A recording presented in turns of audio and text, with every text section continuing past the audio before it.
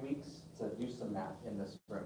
So we're right now getting a set that's going to come out. It'll come out to here. That's why this wall's empty. This jib allows us to change the angles and kind of fall. If you've seen Mark Rogers, you know he's kind of a very exciting teacher. And this set allows him to kind of go a lot of different places. So we can follow him. You know, we'll probably start here, and then depending on where he goes, the jib operator can follow him. If he wants a high shot, we can give it to him. And that's really what we want to do with these studios, is give the teachers a setup that they can really work with and make it something exciting.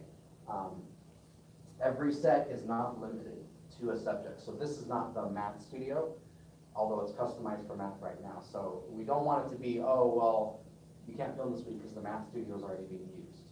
We can make any of the studios a math studio.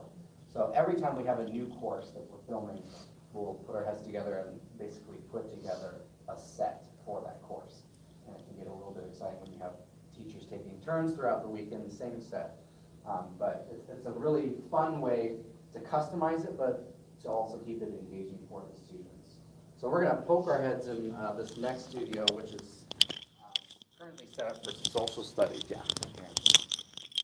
So right now we're in the process of filming a world history course in here, and this just real quick gives you a nice, another idea of kind of how we'll set these up depending on what the course is. And we found that the kids are very into that. They're very excited to see, okay, what does this new course set look like? And that's something that we really pay a lot of attention to, is how can we keep it engaging for the students? Studies show that you have about 7 seconds to tell the children, or basically 7 seconds that their brain is deciding whether or not they're going to watch this video or get that fidget spinner out. So it's really important to catch their attention right up front. And I mean, that's really for any kind of video, whether it's on YouTube or it's educational. You really get a really short amount of time to tell them they need to watch, they want to watch. So we want to teach them, but we also need to make it engaging enough they're going to pay attention through the whole thing.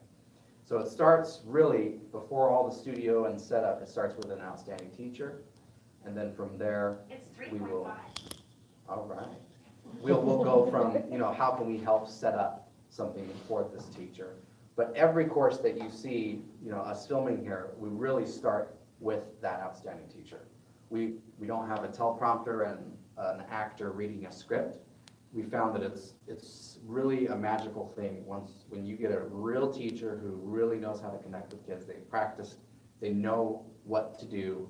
You get them in the studio and you can get them to teach. And that's a big initial challenge we'll sometimes run into, is that those outstanding teachers, if you put them in front of the camera, it can be very daunting, actually. So that's our first challenge sometimes, is, okay, we need to get them in their teaching mode. I've noticed that there are certain things teachers do when they're in their teaching mode. For example, teachers will be louder when they're teaching. And so if we get a teacher in the studio and they're talking very softly, that's probably not what they do in their classroom of middle schoolers. So we need to get them enough in their group that they're looking at that camera as, that's my student, and camera like, that is my student. And once they hit that point, it's a magical thing. So we're going to end up in this last studio, which we have set up for career and for.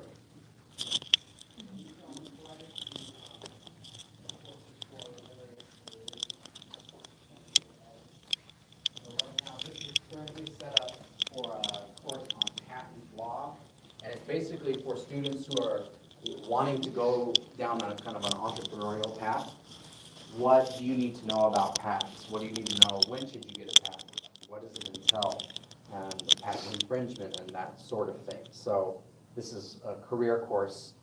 So we'll have multiple angles set up. This is kind of a fun little setup that we have. Looks a little bit cluttered. But basically, we've got a camera on a slider here, and we'll put props on this table that are tied somehow to the course. So this is kind of, we've got invention, court, so patent law, and then this camera will basically dance across the back, kind of as a B-roll footage shot.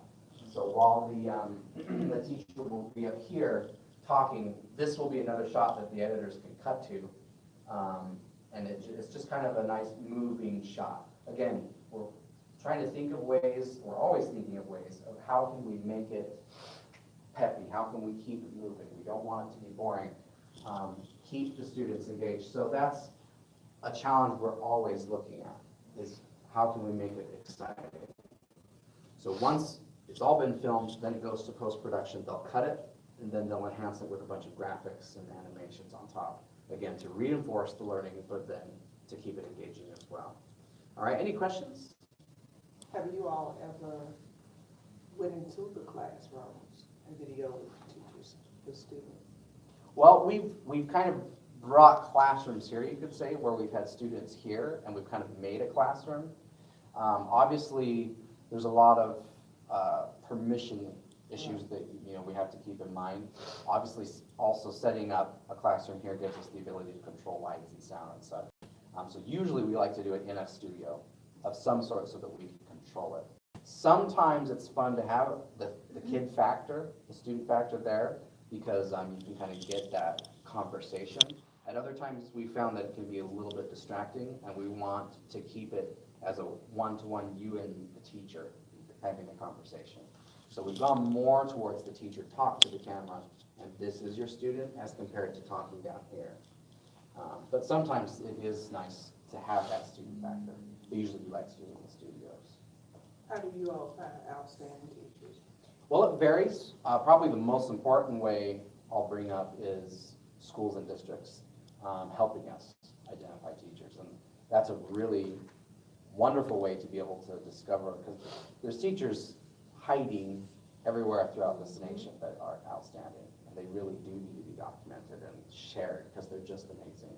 And you never know where they're going to be. So we'll have a lot of schools tip us off on, where they're hiding, and usually we'll want to see some kind of video, even up on YouTube, or send us a video so that the committee or the board that is over the subject or the course that's, we're looking at producing, they can review everyone and kind of bring down the selection. But yes, that is something we definitely are always looking for, is outstanding teachers. And they're out there. Good question. How many takes? Well, that varies. Some of them, they're one-take wonders. Other times, especially at the beginning, it can be a little bit of a process. But the nice thing with these teachers is once they get that in their mind as a student, it's not that issue of memorizing what they need to say and such that just comes out. So really, it's how many takes until they get in that groove. And then with things like science and stuff, you got to get everything right in the experiment and such. But as far as takes go with the teacher, from their point of view, it doesn't matter. Don't worry about it. This isn't live. We can stop. We can redo and get them comfortable. But generally, once they get going, it's pretty smooth in general. So. Have you had to update your courses? Because Yes. you've been in business for quite some We time. are pretty much constantly updating. So we've got the new courses, and then we've got new filming that's for this old course, and enhancing for that. Always a process, and that's pretty much a nightly thing. There are updates going out every night to existing courses. So that's pretty much a full-time job. So, which is wonderful, and it's exciting to be able to do that and keep those up to date. Good questions. Anyone want to go up there and shut the door and we'll film it? No? All right, well, we're going to head down one. I think most technically can get through here is looking at science. It's a green room.